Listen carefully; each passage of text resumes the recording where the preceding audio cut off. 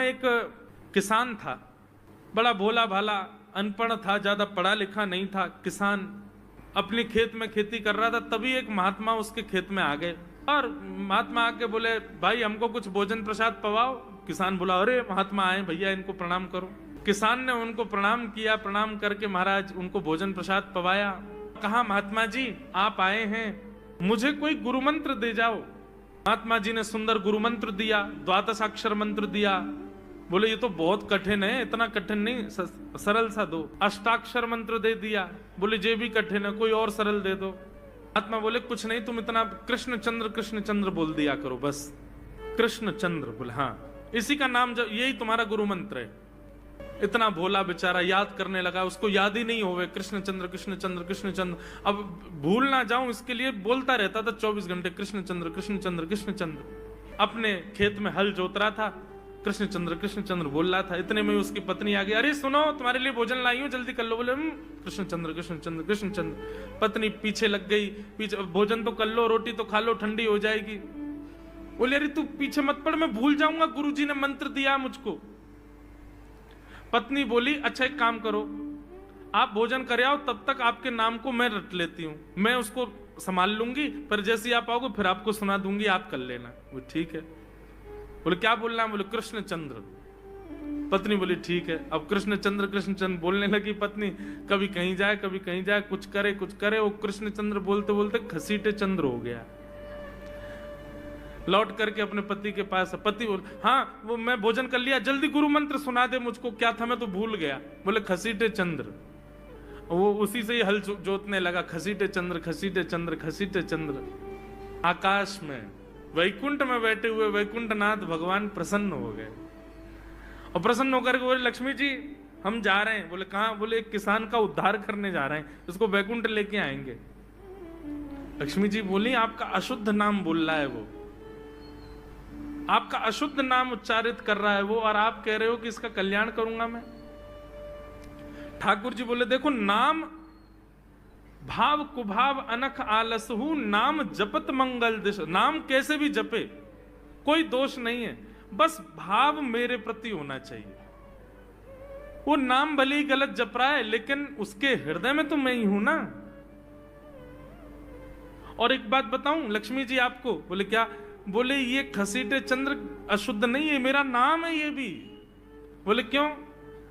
बोले जब हम छोटे थे तो बाल लीला कर रहे थे ब्रज में, यशोदा मैया खूब नहलाती धुलाती और बढ़िया सुंदर श्रृंगार करती, लेकिन हम पूरे नंद भवन में कुटमुन चल चल के कभी नीचे लुढ़क करके कभी ऊपर गिर के सब माला तोड़ लेते, अस्त व्यस्त वस्त्र कर लेते, घुंघराले केशों की ऐसे भुज्जा बना लेते, ऐसा रूप बना लेते। यशोदा मैया बोली, आओ मेरे घसीटे चंद्र, सुबह कृष्ण चंद्र बना के भेजती हूँ, घसीटा चंद्र बन के आता है शाम को।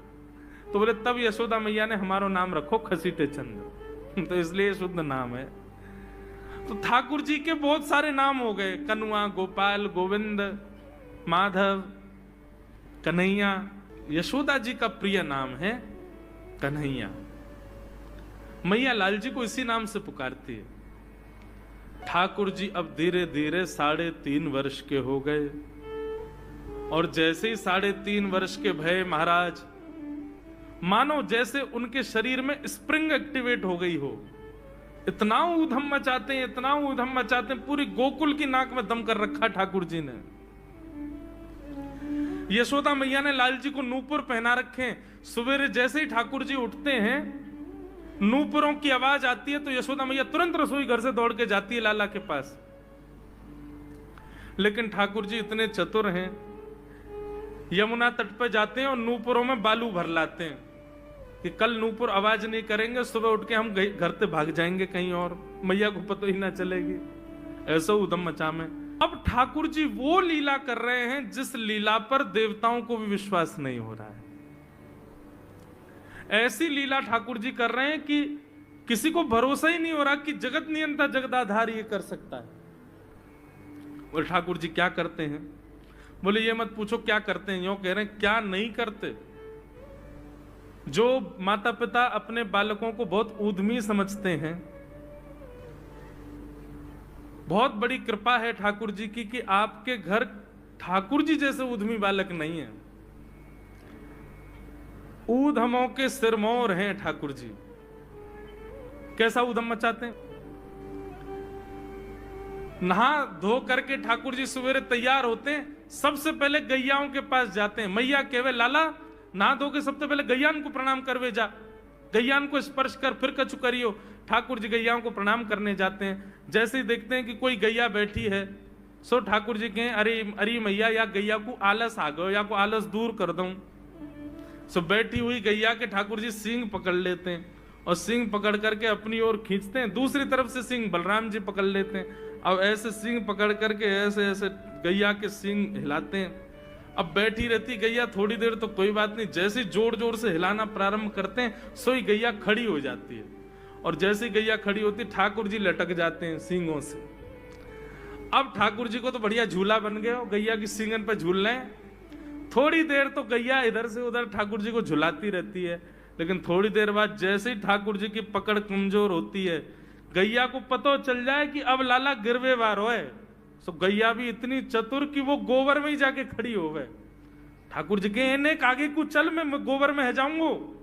गैया के ना अब तो मैं यहीं खड़ी रहूंगी, तुम गोबर में ही गिरो। और सोई ठाकुर जी को हाथ छूट जा, मैया मैया बचाइयो, देख जे गैया मुंह को गोबर में फेंक रही है। अब मैया जब तक बचावे आवे तब तक तो लाल जी के हाथ छूट जाएं और ठाकुर जी गले गले तक गोबर के ढेर में जाके गिर जाएं।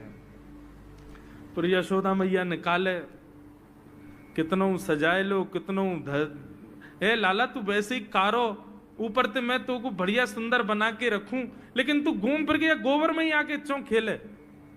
मोकू तो लगे तू पूर्व जन्म को सूकर दीख है। ठाकुर जी मन मन मुस्कुरा रहे, हाँ मैया जे बरा भगवान को अवतार भयो ना, जाने पृथ्वी की रक्षा करी हिरण्याक्ष थे। भैया बोली हाँ वो मैं ही तो हतो, मैं जय जय हूं मैया, वो बरा भगवान ही जय जय, वही जय जय तेरे यहाँ लाला बन के आयो है। यशोदा मैया के बातन ने मत बनाए कर, नेक नेक बड़ो है क्यों बोलवो सीखो, ऐसी बात बनावे, जय जय बोले अपने आप पे, नावे धोवे है ना है, मोह पहुंचे ना है, मैं जय जय हूं। ऐसी मधुर लीला ठाकुर जी कर रहे हैं। आकाश में 33 कोटि देवता ये लीला देख करके अपने नेत्रों पर विश्वास नहीं कर रहे। ऐसे मधुर ठाकुर जी। एक दिन नंद भवन में गैया ब्याह गई।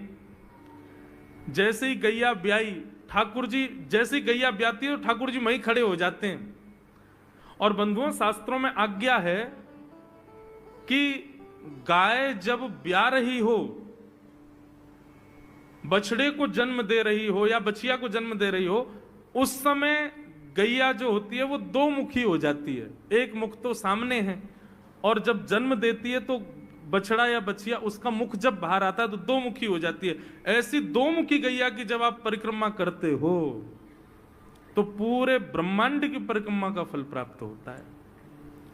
तो ठाकुर जी का नियम है, नंद बाबा की उंगली पकड़ के खड़े रहे, जैसे ही गैया ब्यावे वारी हो तो वाकू सहलाते रहे, जैसे ही गैया ब्यावे वारी हो, जैसे ही बछड़ा बाहर आवे सोई ठाकुर जी वाकी परिक्रमा कर ले, परिक्रमा करके दंडवत प्रणाम करें, वाकू वाकी चरण रज को माथे से लगा में, और बछड़ा जन्म ले सो वाकू नवा में दुआ में, वाकू अपने गरे से लगा में। एक दिन ठाकुर जी जोर जोर से रोने लगे। बछड़ा जैसे ही जन्म लियो बछड़ा ने, ठाकुर जी रोने लगे। नंद बाबा शांत करा में नहीं माने, बलराम जी ने शांत करायो नहीं माने। यशोदा मैया बोले लाला का भयो, तू रो क्यों रोए? बोले मैया मेरे संग बहुत बुरा भयो। यशोदा मैया बोली कहा भयो? बोले गैया के बछड़ा ने जन्म लियो। मैया बोली तो वाह बछड़ा को मैंने मुंह खोल कर देखो, वाह के सबरे दांत निकले आए। मेरे जन्म को 3 साल है गए, अभी तक 4 ही दांत निकले मैया, वो टूट जाए, रो रहे हैं अपने दांतन को, मेरे दांत चौना निकल रहे सबरे। बाप बछड़ा के जन्म लेते सबरे दांत आ गए, मेरे दांत चौने ही आ रहे हैं। यशोदा मैया ऐसी मधुर बात सुनकर के झूठी झूठी कहती, मैया कहती लाला तू दूध ना पीवे ना, पूरे दिन मक्खन खावे, मक्खन चीकनो होवे, दांत निकले चिकनो है कि सुई पेट में चलो जाए, तो दूध पिए कर। चोटी पकड़ के रोते मैया मेरी चोटी चौना भर रही। बलराम की चोटी देखो कैसी नागिन जैसी चोटी है वाकई, और मेरी चोटी कैसी है मैया, नेक सी पतरी सी। मैया बोले लाला तू दूध ना पीवे, दूध ते चोटी बड़े। बलराम देखिए ऐसा जग भर के दूध पीवे।